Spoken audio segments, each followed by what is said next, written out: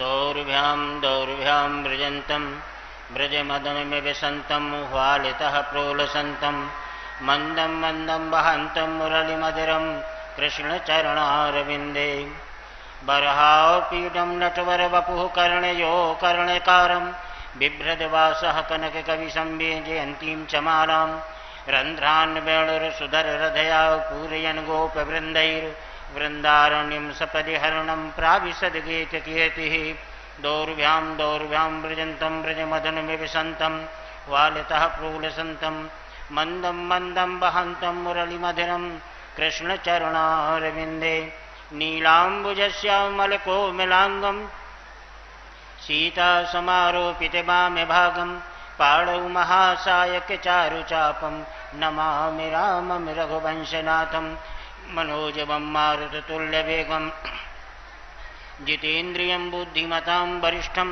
वातात्मजं वानरजोथमुख्यं श्रीरामदूतं शरणं प्रपद्ये अतुलितबलधामं स्वर्णशैलावदेहं धनुजवनकृशानुं ज्ञानिनामाग्रगण्यं सकलगुणनिधानं वानराणामधीशं रघुपतिप्रियभक्तं वातजातं नमामि गुरुर्ब्रह्मा गुरुर्विष्णुर्गुरुदेवो महेश्वराः गुरुः साक्षात् परब्रह्मो तस्मै श्रीगुरवे नमः। सच्चिदानन्दरूपाय विश्वोत्पत्त्यादिहेतवे तापत्रयविनाशाय श्रीकृष्णाय वयं नमः।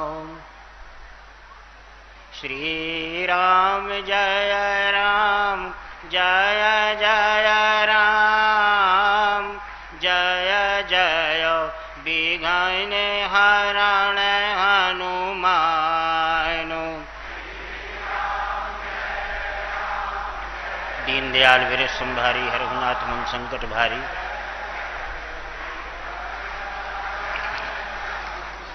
श्री राम जय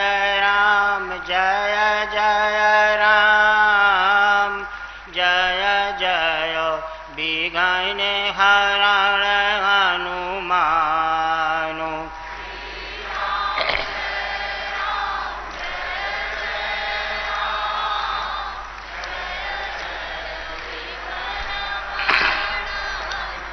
जय जय विघ्न हरण हनुमान।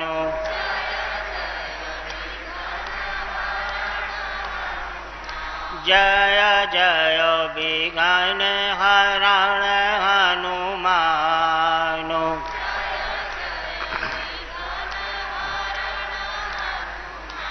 श्री राम जय जय जय राम जय जय विघ्न हरण हनुमान।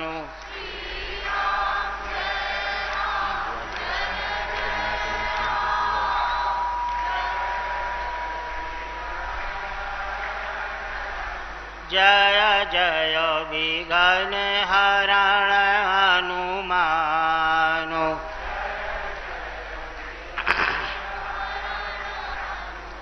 जय जय विघ्न हरण हनुमान।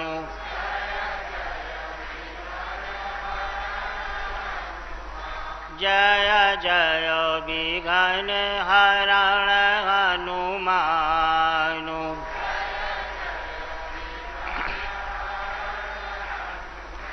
श्री राम जय जय जय राम जय जय विघ्न हरण हनुमान।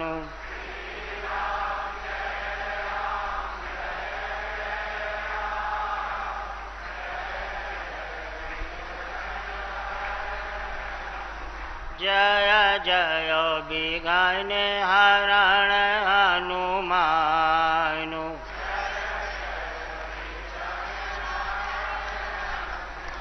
जय जय विघ्न हरण हनुमान।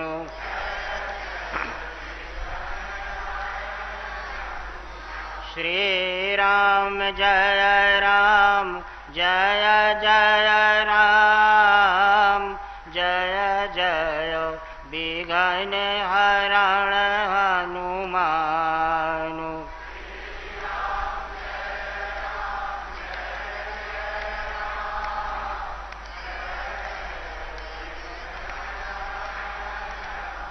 जय जय विघ्न हरण हनुमान।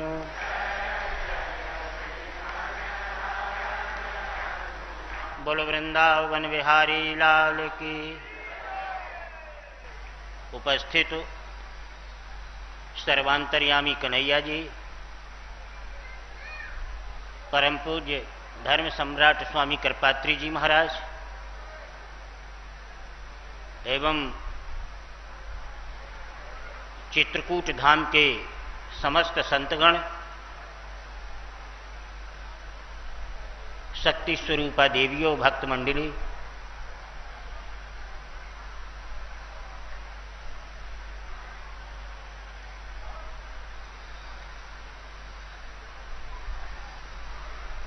ये हमें और आपको अपने जीवन के परिवेश में सारी बातें वो याद हैं जो जीवन से संबंध रखती हैं और जीवन में घटनाओं को घटित करती हैं, और वैसी घटनाएं जिन्हें एक्सीडेंटल इवेंट कहते हैं, अप्रत्याशित घटना।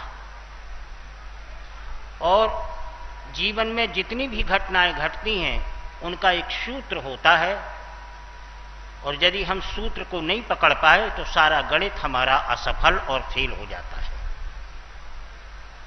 तो हमारा कर्तव्य है कि वो सूत्र हमें अपने जीवन में पकड़ लेना चाहिए, और सूत्र को मिलाने के लिए संसार में अतीत के ऋषि मुनियों ने विभिन्न प्रकार के सद्ग्रंथों का निर्माण किया, और सद्ग्रंथ हमारे जीवन के लिए एक पाठ पहाड़ा है। और सद्ग्रंथों का जो विभिन्न प्रकार के आध्यात्मिक जो संत महात्माओं के आवास निवास हैं वो हमारे लिए पाठशाला है। आपको मालूम होना चाहिए कि परब्रह्म परमात्मा, जिन्हें हम कृष्ण कहते हैं द्वापर युग के परमात्मा को, त्रेता युग के परमात्मा को राम कहते हैं। विभिन्न युगों में विभिन्न प्रकार के परमात्मा ने जन्म लिया, और जन्म लेने का केवल एक ही सूत्र बताया कि जदा जदा ही धर्मस्य ग्लानिर्भवति भारतो अभ्युत्थानम धर्मस्य तदात्मानं सृजाम्यहम् परित्राणाय साधूनाम। कहने का तात्पर्य यह होता है कि परमात्मा ने धर्म का उत्थान करने के लिए, अधर्म का पतन करने के लिए, और मानव जीवन को अंधकार से प्रकाश की ओर लाने के लिए, असत से सत की ओर लाने के लिए, कुमार्ग से सुमार्ग में लाने के लिए परमात्मा ने अवतार लेकर के और अपनी पाठशाला में प्रवेश किया। चाहे वो गुरु वशिष्ठ की पाठशाला हो, चाहे वो सांदीपन गुरु की पाठशाला हो, भगवान को भी विद्यार्थी बन के पाठशाला में प्रवेश करना पड़ा। केवल पहाड़ा पढ़ने के लिए नहीं, पहाड़ा पढ़ने के लिए नहीं, बहुत बड़े सद्ग्रंथ को अपने कंट्रोल में करने के लिए, पहाड़ा जैसे सूत्र का अध्ययन करने के लिए। बहुत बड़े बड़े सद्ग्रंथ 18 पुराण, 4 वेद, 6 शास्त्र बने हैं, लेकिन उनका सूत्र है काखा गागा इंगा चाचा जाजा इया वाला। जो अक्षर और मात्राओं का परिनिवेश किया गया है जिस ग्रंथ में, उसे हम पहाड़ा कहते हैं, और वही पहाड़ा हमारे जीवन का एक सद्ग्रंथों का सूत्र होता है। उसी प्रकार हमारा जीवन एक बहुत बड़ा सद्ग्रंथ है। उस सद्ग्रंथ को चाहे रामायण मान लें, महाभारत मान लें, श्रीमद् भागवत मान लें, लेकिन जीवन हमारा एक सद्ग्रंथ है। पर जीवन को हम पहचान नहीं पाए, जीवन को हम पहचान नहीं पाए। न पहचानने का केवल इतना ही कारण है कि हम जन्म को जन्म कहते हैं, मृत्यु को मृत्यु कहते हैं, और जीवन को जीवन कहते हैं। लेकिन जन्म के सत्य को, जीवन के सत्य को और मृत्यु के सत्य को यदि पहचान लेते तो तीनों व्यवस्थाओं में असत्य कहाँ छिपा है वो हमारी समझ में आ जाता। अब ये बात कहे कि हम नहीं पहचान पाएंगे असत्य को, अरे कैसे नहीं पहचान पाओगे? जब रात जैसे असत्य को आप पहचान लेते हो। सूर्य भगवान अस्ताचल की चोटी में विलीन होने गया और आपने रात की आलापना शुरू किया, और उदयाचल की चोटी में भुवन भास्कर जहाँ प्रकट होने लगे, उदयाचल की चोटी से आपने कहा दिन आने लगा। तो जब इस संसार के चक्रव्यूह में रात और दिन को आप पहचानते हैं, अंधकार और प्रकाश को आप पहचानते हैं, कुमार्ग और सुमार्ग को पहचानते हैं, तो आप जीवन और मृत्यु और जन्म के सत्य और असत्य को भी आप पहचान सकते हैं, पर नहीं पहचान पाते हैं। इसलिए जन्म पर हम खुशी प्रसन्न होते हैं और मृत्यु पर हम दुख होते हैं। यदि इनके सत्य को हम पहचान लेते तो ना जन्मो कर्म मनानि भूतानाम तो एवं परिदर्शति, हमारे जीवन में कभी भी एक्सीडेंटल इवेंट माने अप्रत्याशित घटनाएं कभी भी ना होती। लेकिन उन घटनाओं का भी कोई कारण हम इसलिए नहीं पहचान पाए कि इनके सत्य को हम पहचान नहीं पाए। तो तात्पर्य केवल इतना है कि हम अपने जीवन के सत्य को पहचान लें। जीवन में विभिन्न प्रकार की योजनाएं हैं, जीवन में विभिन्न प्रकार की व्यवस्थाएं हैं, उन व्यवस्थाओं के पीछे हम दौड़ रहे हैं, लेकिन व्यवस्थाओं का जो मूल है उसे हम पकड़ नहीं पा रहे। लेकिन बड़ी विचित्र बात है कि बिंब को आप समझ नहीं पा रहे, प्रतिबिंब को ही सत्य समझ करके उसके साथ आप महाभारत करते हैं। कवि ने कहा है कि दुर्दांतम तत्र विनाद भूतानाम बिंबम तत्र प्रनुष्यते और प्रतिबिंबेन प्रवश्य भूतानाम तो एवं परिकर्षति। हमारे जीवन की जो मूर्खता है इसका एक बहुत बड़ा बृहद कारण है कि बिंब को हम पहचान नहीं पाए, लेकिन बिंब प्रतिबिंब के साथ हम संघर्ष करते हैं। एक आदमी खड़ा था और भगवान भुवन भास्कर सूर्योदय हो रहा था, उदयाचल की चोटी में भगवान आ गए थे। आपने देखा होगा आपके जीवन का, आपके पांच भौतिक शरीर का जो प्रतिबिंब होता है वो सूर्योदय के समय पर बहुत लंबा चौड़ा हो जाता है। जब लंबा चौड़ा हो जाता है तो उस आदमी को क्रोध आ गया। एक संत ने पूछा कि भाई क्यों क्रोध आ गया? बोले कि मैं तो 5 फुट का हूं, लेकिन मेरी जो छाया है, प्रतिबिंब है, वो 10 फुट की बन गई। उसने मारना शुरू कर दिया। उसने उसे पीटना चामकोड़ों से, लाठियों से, और उसे मारना प्रारंभ कर दिया और मारता गया। फिर आधे घंटे बाद, 1 घंटे बाद कहा अपने बच्चों से कि उसको नापो। जब नापा तो 2 फुट वो कम पड़ गया था। बड़ी प्रसन्नता हुई जीवन में कि अगर हम तुम्हें ताड़ना ना देते तो तुम घटते भी नहीं। इसलिए ताड़नम जत्र प्रमाण भूतानम तुम एवं परिकर्षति। वो व्यक्ति मारता गया, पीटता गया और प्रतिबिंब कम होता गया। अंततोगत्वा इतना पिटा और इतना पीटा गया कि वो प्रतिबिंब आपके चरणों के सामने आ गया।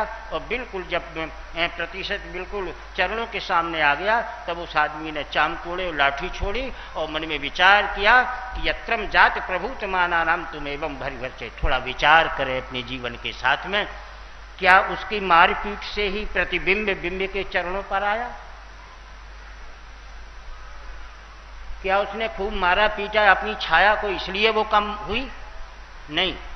जैसे उदयाचल के सूर्य भगवान और मध्याह्न काल में पहुंचते गए और ठीक जैसे ही 12 बजा वैसे ही प्रतिबिंब बिंब के चरणों में समर्पित हो गया। तो उसके समर्पित होने का कारण दूसरा था, लेकिन समर्पण का कारण हम अपने आप को मानते हैं। बस यही हमारे जीवन की सबसे बड़ी तृष्णा, मृग तृष्णा और सबसे बड़ी परित्यक्त भूल है। इस भूल को जब तक हम नहीं सुधारेंगे तब तक हमारे जीवन में इसी प्रकार का संघर्ष चलेगा और जीवन के सत्य को हम पहचान नहीं पाएंगे। सम्राट कर्मयोगी परीक्षित के प्रसंग में यही कुछ घटना है। उन्होंने यत्रम जात प्रभूत मानानाम तुमेवं परिकर्षते, उनके जीवन का दृष्टांत, उनके जीवन का सारांश बहुत अच्छा था। और भुवन भास्करो सवेद भूतानाम पांडवानाम च विधीयते, पांडव वंशावतंस थे। वो पांडव वंशावतंस थे। उन्हें न ज्ञान की कमी थी, न बुद्धि की कमी थी, न विवेक की कमी थी और किसी भी प्रकार की कोई कमी, धन संपत्ति वैभव सब कुछ उनके पास था। लेकिन उनके जीवन में केवल एक ही कमी थी कि अपने जीवन के लक्ष्य को नहीं पहचान पाए और जन्म और जीवन और मृत्यु के सत्य को वो समझ नहीं पाए। इसलिए उनका जीवन असत्य में मार्ग में चल के कुमार्ग पर चला गया और उसका परिणाम श्रीमद् भागवत का व्याख्यान ही है। जो श्रीमद् भागवत का जो व्याख्यान हुआ है सम्राट कर्मयोगी परीक्षित की व्यवस्थाओं से हुआ है। इसलिए अपने जीवन के सत्य को पहचानना हमारा कर्तव्य है, हमारा धर्म है, हमारा कर्म है, हमारी जिज्ञासाएं हैं, हमारे मनोरथ हैं, सब कुछ यही हैं। तो दृष्टांतम तत्र समाधि भूतानाम तुम एवं परिकर्षते। इसलिए सनंदन सनत कुमार ने जब कथा का प्रारंभ किया तो जीवन के सत्य को, जन्म के सत्य को और मृत्यु के सत्य को पहचानने का प्रयास किया। और यदि सत्य को आप नहीं पहचान पाएंगे तो आपका जीवन संघर्ष रहेगा, आपका जन्म संघर्षरत रहेगा, आपकी मृत्यु भी संघर्षरत रहेगी। जन्म में प्रसन्न होते रहेंगे और मृत्यु में आप दुखी होते रहेंगे और जीवन को जन्म के नज़दीक मृत्यु से दूर हटाने का प्रयास करते रहोगे। ये किम कर्तव्य विमूढ़ की व्यवस्था अपने जीवन में होती है। तो वैशंपायन जी ने यही कहा है कि अपने जीवन का सत्य केवल इतना ही है, बहुत छोटा सा है। तो हम अपने जन्म के सत्य को न पहचाने, हम अपने मृत्यु के सत्य को न पहचाने, ये हमारे जीवन का एक अंग नहीं है। न जन्म के सत्य को पहचानो, न मृत्यु के सत्य को पहचानो। अगर पहचानना है तो दोनों के बीच में रहने वाले जीवन के सत्य को पहचान लें। यदि जीवन के सत्य को पहचान लेंगे तो सब कुछ अपना अतीत समझ में आएगा और भविष्य भी समझ में आएगा। और यदि आपका वर्तमान आपकी पहचान में नहीं पाया, आपने अपने वर्तमान को सहगामी नहीं बनाया, तो आपका अनुगामी अतीत आपका साथ नहीं देगा और आपका अग्रगामी भविष्य भी आपका साथ नहीं देगा। अतीत अग्रगामी का अर्थ होता है भविष्य और अनुगामी का अर्थ होता है अतीत काल का भूतकाल, माना आपका जन्म। तो जन्म को जीवन के साथ जोड़ना है, मृत्यु को भी जीवन के साथ जोड़ना है। जिस प्रकार सब कुछ आप मनाते हैं, हम तो यहाँ तक सुने हैं कि डेट ऑफ बर्थ भी मनाते हैं और साथ साथ में मृत्यु का दिवस भी मनाते हैं, लेकिन डेट ऑफ लाइफ मनाया कभी आपने? माने जैसे जन्म दिवस मनाते हैं तो मृत्यु दिवस भी मनाते हैं, लेकिन जीवन दिवस भी मनाते हैं कभी? आपकी जिंदगी में ये कभी कोई प्रश्न नहीं आया कि हम जीवन दिवस भी मनाएं। तो आपके जीवन में, आपके इस पांच भौतिक शरीर में जो सत्ता जन्म की है वही सत्ता मृत्यु की है। तो जब जन्म दिवस और मृत्यु दिवस आप मनाते हैं तो आपको जीवन दिवस भी मनाना चाहिए, लेकिन आज तक आपने कभी नहीं मनाया। क्यों नहीं मनाया? जय श्री कृष्ण।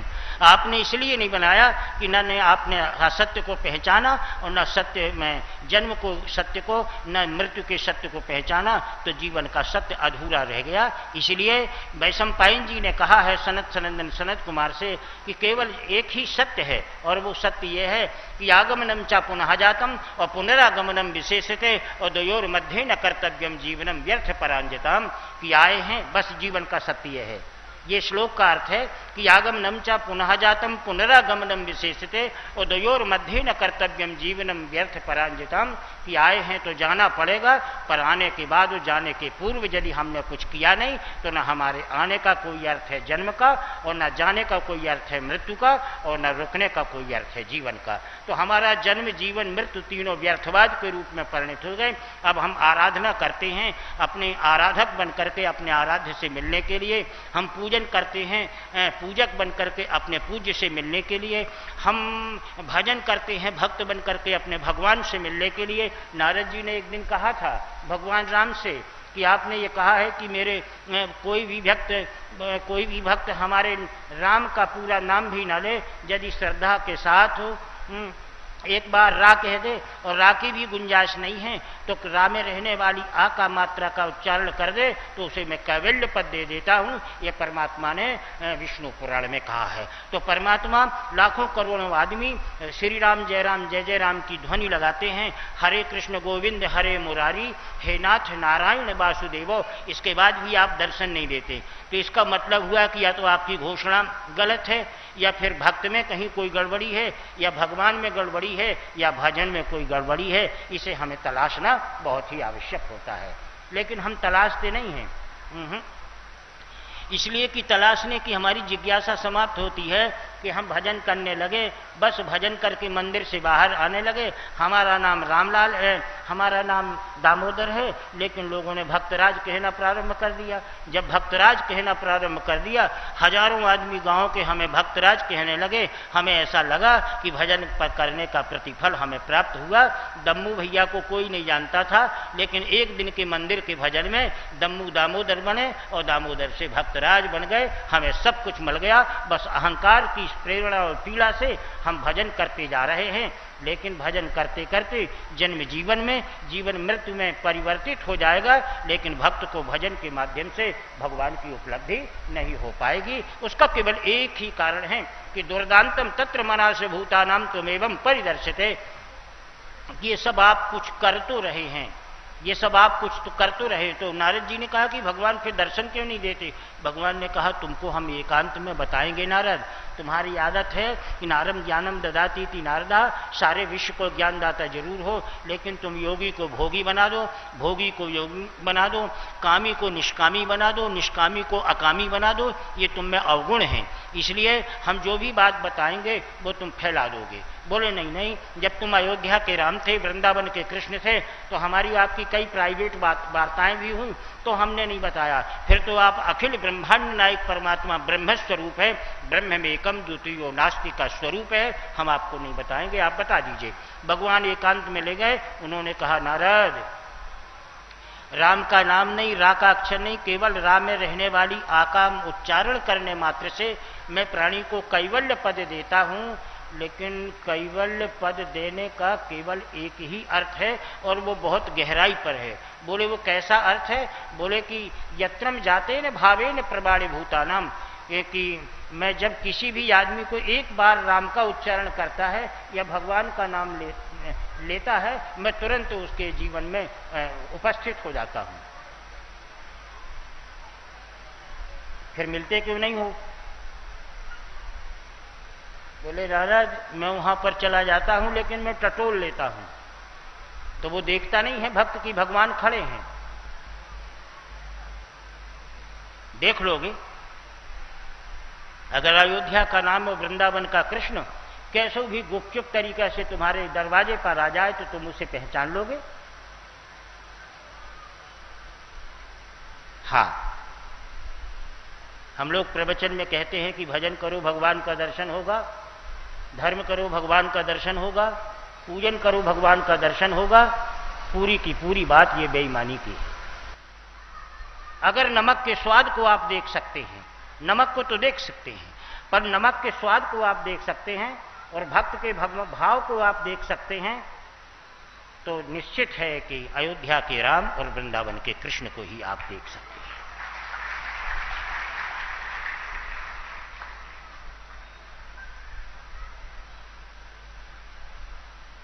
मंदिर में बैठे हुए भगवान की प्रतिमा,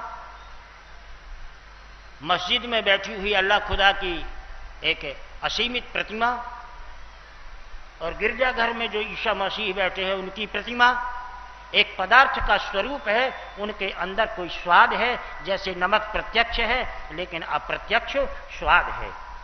कभी स्वाद को आपने खाते हुए, नमक को तो आपने देख लिया, लेकिन उसको खाने के बाद उसके स्वाद को देखा? कभी कभी नहीं देखा, केवल उसकी अनुभूति आपके जीवन में आई। हमारे कवि ने कहा है कि जानिष्ठा प्रकारता तादृश धर्मत्वावच्छिन्न छिन्न घटक छेदकता व छेदकता संबंधत्व भावेन निरूप भावो अभावो शैव विद्यते। यह हमारे उपनिषदों का सूत्र है कि जैसे नमक दर्शनीय विषय है लेकिन उसका स्वाद दर्शनीय नहीं है, इसी तरह परमात्मा की प्रतिमा दर्शनीय है लेकिन प्रतिमा के अंदर रहने वाले भगवान अनुभूति का विषय हैं। उनका दर्शन तो चर्म चक्षुओं से असंभव है। और जिस दिन आप नमक के स्वाद को देख लेंगे, उस तुरंत मंदिर में बैठे हुए भगवान को भी आप देख लेंगे। लेकिन सर्वथा असंभव हो जाता परलंतेन परमात्मनम, जैसे नमक दिख जाएगा, नमक का स्वाद असंभव है, उसी तरह परमात्मा का स्वरूप मिल जाएगा। बाकी बिहारी ज्यों के तो मिल जाएंगे, लेकिन इनके अंदर रहने वाले जो भगवान का भाव है, वो भगवान तो केवल अनुभूति का विषय है, वो आंखों का विषय नहीं है। और हम कहते हैं भक्त भजन करो तो भगवान मिलेंगे। अरे काय को भगवान मिलेंगे? दुकानों में जाओ तो नमक मिलेगा, और नमक का वेल आप एक रूप से खरीदते हैं कि नमक में स्वाद है। इसी तरह भगवान की इसलिए हम प्रणाम करते हैं कि भगवान में, मन मूर्ति में भगवान का भाव है, और भावात्मको जत्र पराधिभूतानाम तुम एवं परिरस्यते। इसलिए केवल भगवान का जो स्वरूप है, धर्म करो कर्म करो, भगवान का स्वरूप पूजन करो आराधना करो, केवल एक भाव को लेके करो, और वो भाव ये है कि परमात्मा की अनुभूति है कि हमारे ऊपर उनकी कृपा है। अब हमें कैसे अनुभूति हो कि भगवान की कृपा हमारे ऊपर है? तो कृपा की सबसे बड़ी व्यवस्था है कि यदि आप गृहस्थ आश्रम से संबंध रखने वाले प्राणी हैं और आपका पुत्र राम जैसा व्यवहार करता है, पुत्र वधू सीता जैसा व्यवहार करती है, आपके परिवार का बुजुर्ग पुरुष दशरथ जैसा व्यवहार करता है और बुजुर्ग महिला कौशल्या जैसी व्यवहार करती है, समझ लो कि भगवत कृपा आपके परिवार पर आ गई, आपका अनुभव सादृश्य हुआ, भगवत कृपा आपके जीवन पर है। बस यही एक अनुभूति है। इस अनुभूति के माध्यम से ही दिदृक्षम जाते न कृवष्ट भूतानाम तुमेवं परिवर्षिते। बस यही हमारी एक यात्रा है, हमारी एक संकुलित प्रतिष्ठा है। इसी को प्राप्त करने के लिए हम जीवन के अपने लक्ष्य को प्राप्त करते हैं और वो सूत्र है कि आगमनम च पुनः जातम और पुनरागमनम विशेषते और द्वयोर मध्य न कर्तव्यम जीवनम व्यर्थ परांजताम। आए हैं तो जाना पड़ेगा, पर आने के बाद और जाने के पूर्व यदि हम कुछ कर न सके तो न हमारे आने का अर्थ है जन्म का और न हमारे जाने का कोई अर्थ है मृत्यु का और न हमारे रोकने का अर्थ है कोई जीवन का। तो जन्म जीवन तो भगवान नारद जी से भगवान कहते हैं कि नारद तुरंत मैं चला जाता हूं, पर नमक का स्वाद जैसे अनुभूति का विषय है, मैं दिखता नहीं है, इसी तरह मैं भक्त को भी दिखता नहीं हूं, लेकिन मैं सब टटोल लेता हूं, मैं सब टटोल लेता हूं। भक्त के हृदय को मैं दर्शन दे दूं, क्या प्रतिमा में से भाव प्रकटित हो जाए, उसे दर्शन दे करके कृत्य कर दूं, या उसको कैवल्य पद दे दूं, क्या ऐसा मैं कर दूं? लेकिन जब मैं देखता हूं, मेरी आदत है, आदत है। बोले क्या आदत है? बोले कि नारायणो अर्थ समाधि भूतानाम व्यर्थो नरो विदीयते। नर का व्यर्थ स्वरूप होता है, नारायण का अर्थपूर्ण स्वरूप होता है। तो नारद जी से भगवान ने कहा कि अर्थ वाला प्राणी व्यर्थ वाले प्राणी को दर्शन नहीं देते हैं। इसका मतलब यह हुआ कि जब हमारा जन्म, हमारा जीवन, हमारी मृत्यु सार्थक है, अर्थवादी है, तो अर्थवादी परमात्मा भी अर्थवादी को दर्शन दे देगा। और यदि आपका जन्म, जीवन, मृत्यु सब व्यर्थ है, तो अर्थ वाला परमात्मा, अर्थ वाला नारायण व्यर्थ वाले नर को दर्शन कभी नहीं देगा। आप कितना भी भजन करें, कितना भी पूजन करें, उसका एक दुष्परिणाम ये भी हुआ। और दुष्परिणाम क्या हुआ कि मनुष्य ने कुबुद्धि का सहारा ले लिया कि जब भगवान हिंदू को भगवान राम नहीं मिले तो उसने इस्लाम स्वीकार कर लिया। इस्लाम को जब खुदा मसीह ने खुदा नहीं मिले तो उसने ईसा मसीह को स्वीकार कर लिया। अदलाव बदलाव चलता रहा, बदलता रहा। वो आदमी जीवन भर बदलता रहा और बदलते बदलते क्षीण हो गया। और ऐसा क्षीण हो गया कि उसके जीवन में कोई रहस्य भी न रहा और बेरहस्य होकर के काल के गाल में समाहित हो गया। और समाहित हो गया जब परमात्मा के यहाँ उसकी अनुभूति पहुंची तब तो देखा कि ये तो व्यर्थ है। क्यों? बोले कि आगमनम च पुनः जातम और पुनरागमनम विशेषते और द्वयोर मध्य न कर्तव्यम जीवनम व्यर्थ परांजिताम। कि आए थे सो चले भी गए, पर आने के बाद और जाने के पूर्व कुछ कर न सके, इसलिए तुम्हारे आने का कोई अर्थ नहीं, न जाने का कोई अर्थ है, न रुकने का कोई अर्थ है। इसलिए वैशंपायन जी ने सनत सनंदन सनत कुमार से कहा था कि जीवन को अर्थपूर्ण बनाने के लिए अपने आगमन को और अपने जाने को सार्थक बनाना चाहिए। मान लो कि अपन अध्यात्मवाद में न चल के यहाँ पर भौतिकवाद की कथा अपन ले लें, तो यहाँ आप आए हैं, थोड़ी दिनों के बाद यहाँ से आपको जाना पड़ेगा, पर यहाँ आने के बाद और यहाँ से जाने के पूर्व यदि जीवन में कुछ कर न पाए, यदि आपने कुछ नहीं किया तो आपके जीवन का कोई अर्थ नहीं, जीवन आपका जीवन ही भी नहीं है। तो फिर न यहाँ आपके आने का चित्रकूट धाम में अर्थ है और न यहाँ से जाने के बाद कोई अर्थ है, न यहाँ रुकने का कोई अर्थ था। आपका जीवन यहाँ आए हैं सो व्यर्थ है, यहाँ रुके हैं सो व्यर्थ है, और यहाँ से चले गए सो भी व्यर्थ है। इसलिए याद रखें, ये सूत्र है, ये श्लोक है कि आगमनम च पुनः जातम पुनरागमनम विशेषते और द्वयोर मध्य न कर्तव्यम जीवनम व्यर्थ परांजिताम। कि आए हैं तो एक दिन जाना पड़ेगा, जाएंगे। यहाँ इस चित्रकूट धाम से भी हम जाएंगे, पर हमें चिंतन कर लेना चाहिए कि यहाँ आने के बाद और जाने के पूर्व हमें जो कुछ करना चाहिए, जीवन का सामंजस्य रस है, उसे हमें कर लेना चाहिए। यदि कर लिया तो आपका जन्म, आपका जीवन, आपकी मृत्यु तीनों सार्थक हो जाएंगी। याद रखना, यदि आपका जन्म सार्थक नहीं हुआ तो जन्म की परिभाषा बदल जाएगी, और यदि आपका जीवन सार्थक नहीं हुआ तो जीवन की परिभाषा नहीं बदलेगी, पर मृत्यु की परिभाषा बदल जाएगी। और यदि आपका जन्म सार्थक हो गया तो आपकी मृत्यु भी सार्थक होगी। मृत्यु में, व्यर्थ में और सार्थक में एक बात का अंतर है। यदि आपकी मृत्यु के सत्य को आपने नहीं पहचाना तो मृत्यु आपका व्यर्थ है। और जिस दिन मृत्यु आपकी सार्थक हो जाएगी तो वो अंत के रूप में परिणत हो जाएगी। तो मृत्यु में और अंत में कितना अंतर है?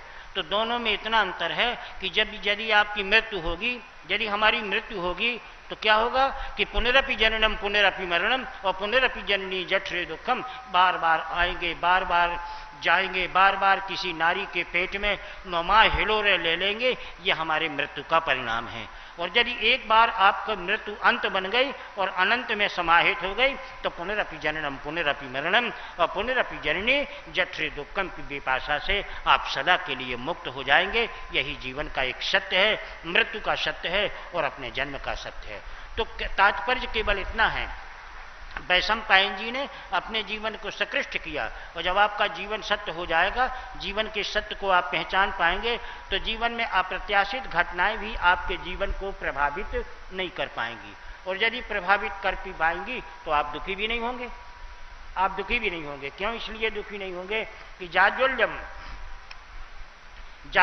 जर्तमानानाम जीवनम धन्य परमात्मनाम, ये जीवन घटना क्रम की एक परिस्थिति है, एक व्यवस्था है। ऐसा तो होता ही रहता है। ऐसी भावना आपके मस्तिष्क में आ जाएगी तब अपन समझ लेंगे कि हमने अपने जीवन के सत्य को पहचान लिया। और जब जीवन के सत्य को हम पहचान लेते हैं तो हमारे जीवन में एक परिवर्तन होता है। और परिवर्तन ये होता है कि हमारे जीवन में एक अभाव आता है। थोड़ा इसको अच्छे से समझेंगे आप।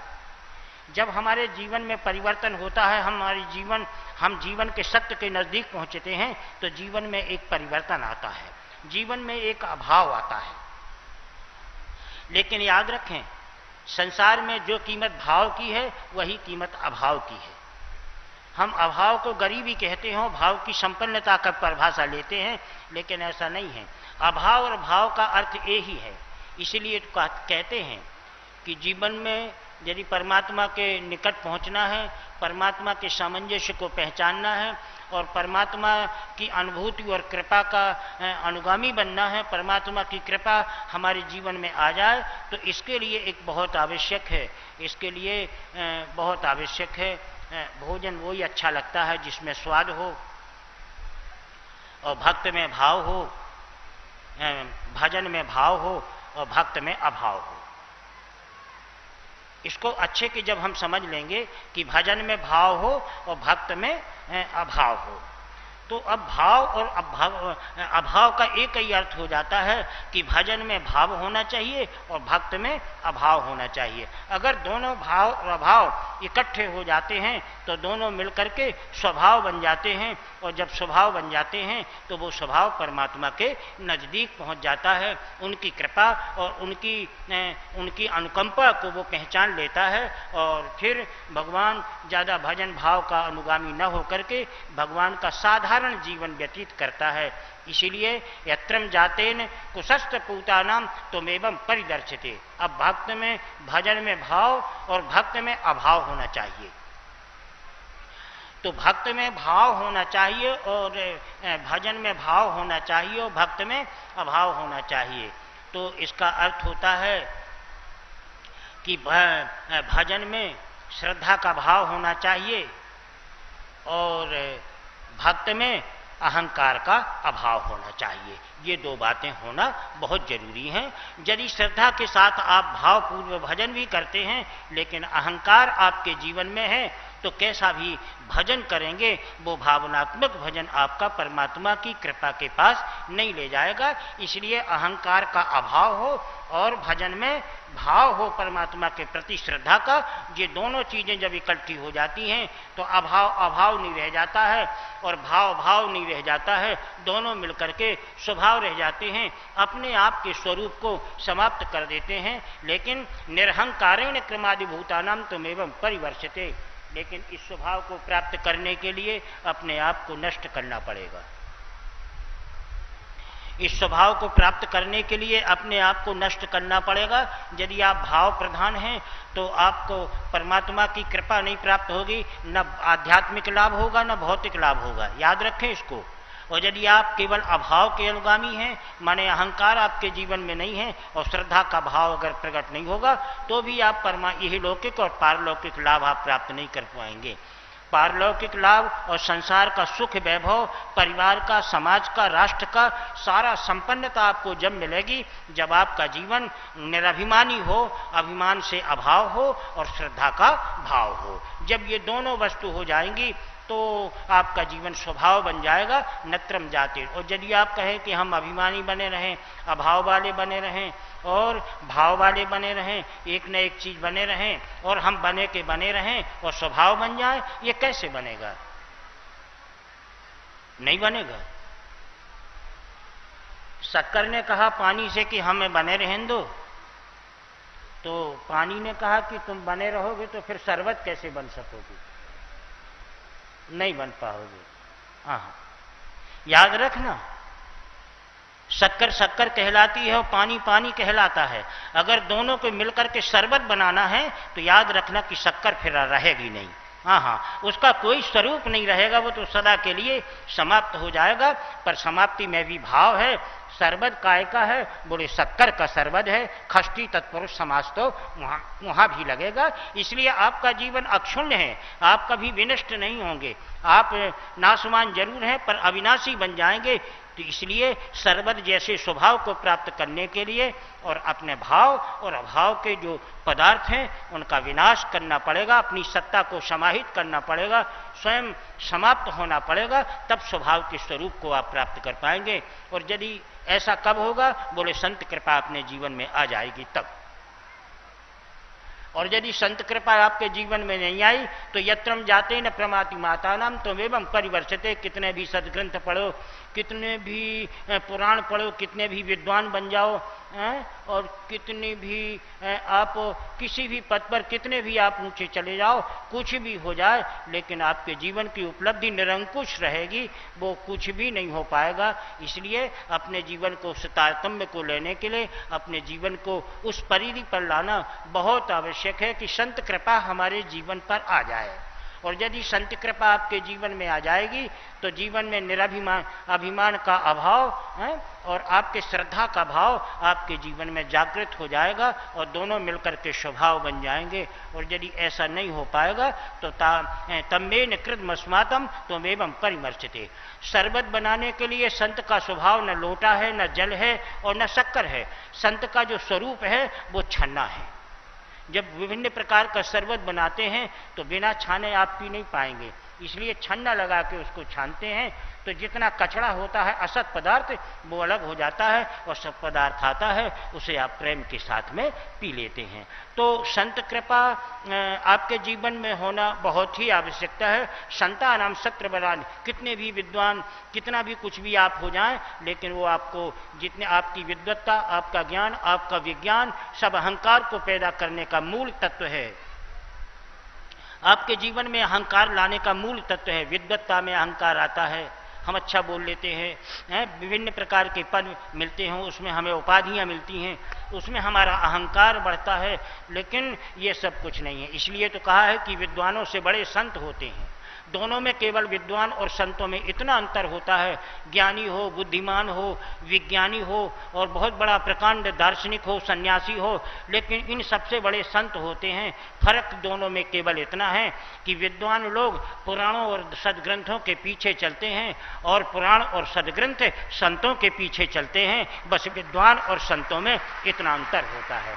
इसलिए सत्रम जाते न क्रमादिभूतानाम, चाहे आप विद्वान हो, चाहे विज्ञानी हो, चाहे कोई भी उपाधि वाले आदमी हो, लेकिन आपके जीवन में एक झोली जरूर होना चाहिए। और झोली का मतलब होता है बैग, हैंड बैग नहीं, न बैग, झोली होना चाहिए।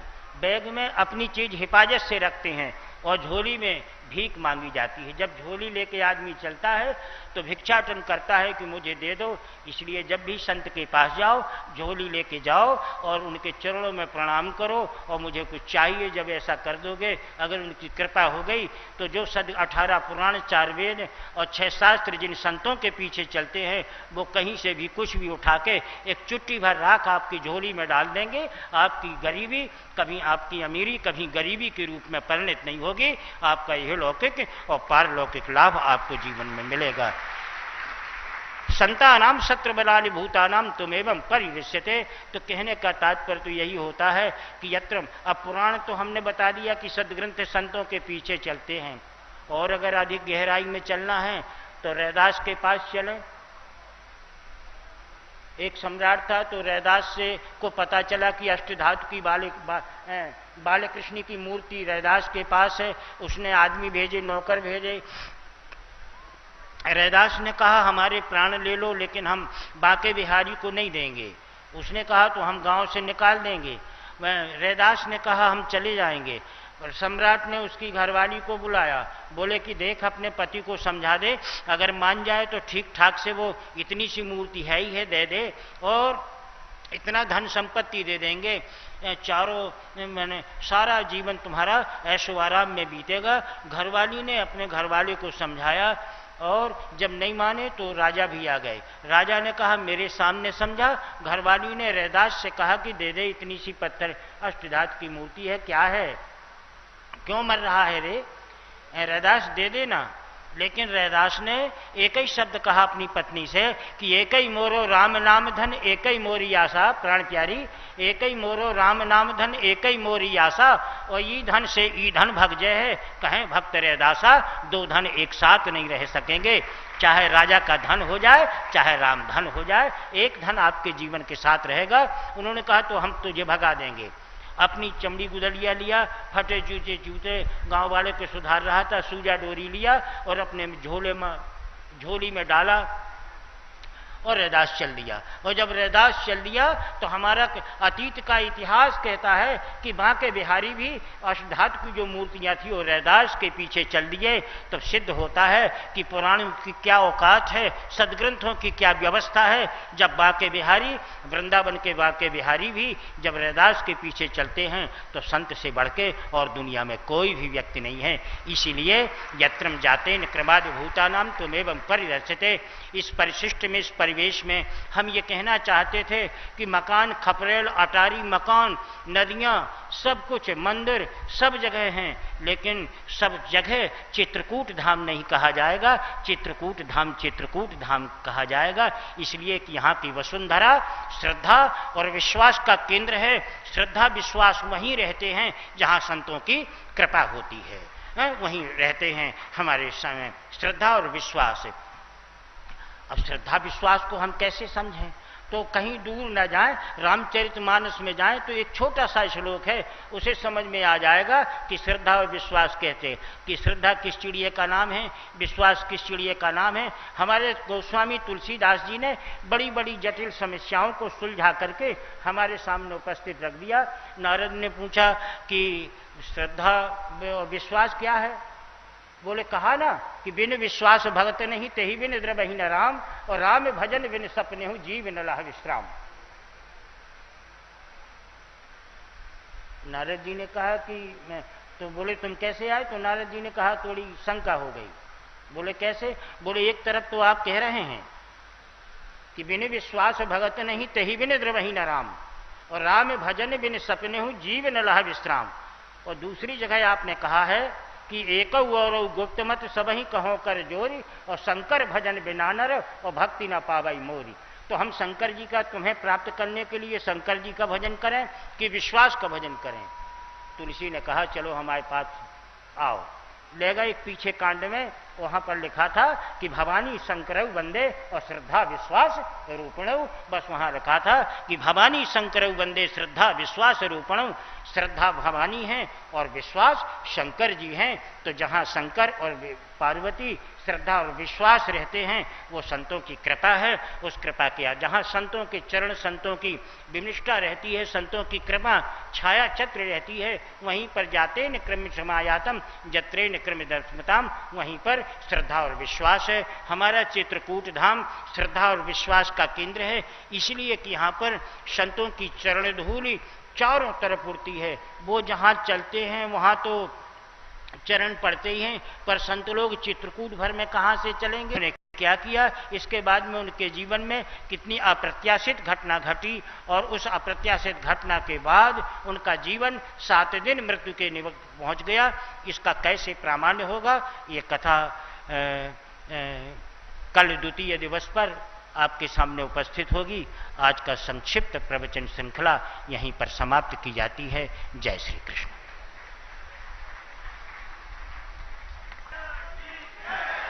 कृष्ण राधे की जय, राधे कृष्णा की जय, बंशी वाले कन्हैया की जय जय जय।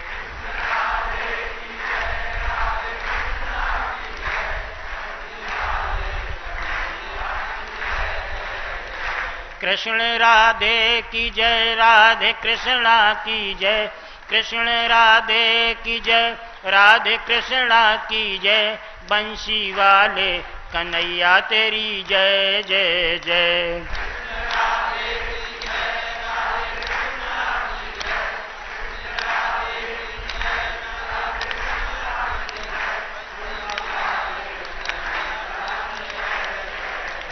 बंशी वाले कन्हैया की जय जय जय। बंशी वाले कन्हैया की जय जय जय। बंशी वाले कन्हैया तेरी जय जय जय। बंशी वाले कन्हैया तेरी जय जय जय। कृष्ण राधे की जय, राधे कृष्णा की जय, कृष्ण राधे की जय, राधे कृष्णा की जय, बंशी वाले कन्हैया की जय जय जय। कृष्ण राधे की जय, राधे कृष्णा की जय, कृष्ण राधे की जय, राधे कृष्णा की जय, बंशी वाले कन्हैया की जय जय जय। बंशी वाले कन्हैया की जय जय जय। बंशी वाले कन्हैया की जय जय जय। मोरे बांके बिहारी की जय जय जय। मोरे बांके बिहारी की जय जय जय।